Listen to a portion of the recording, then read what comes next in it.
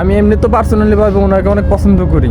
সবাই যখন মৃত্যুটাকে ভীষণ ভয় পায়, আমি তখন হাসতে হাসতে আল্লাহর কাছে ভীষণ সন্তুষ্টি নিয়ে পৌঁছতে চাই যে আমি একটা ন্যূনতম ওই জীবনটা লিড করতে পারলাম, যে আমি একটা ইনসাফের হাসি নিয়ে আমি আমার আল্লাহর কাছে পৌঁছতে চাই। হায়াত মৌতের মালিক আল্লাহ, ন্যূনতম সিকিউরিটি নিয়ে চলাও হলো সুন্নাহ।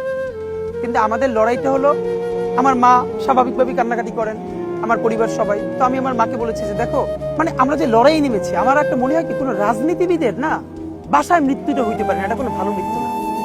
যিনি রাজনীতি করেন, যিনি লড়াই করেন, যিনি বিপ্লবী, যিনি সংগ্রামী, তার মৃত্যুটা হবে একটা সংগ্রামের মধ্য দিয়ে, একটা রাজপথে, একটা গ্লোরির মৃত্যু।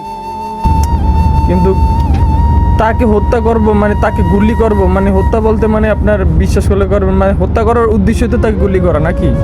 তো মানে তিনি কি আল্লাহ, একমাত্র আল্লাহই জানে তিনি মানে আল্লাহ তিনি হায়াত রেখেছে কিনা।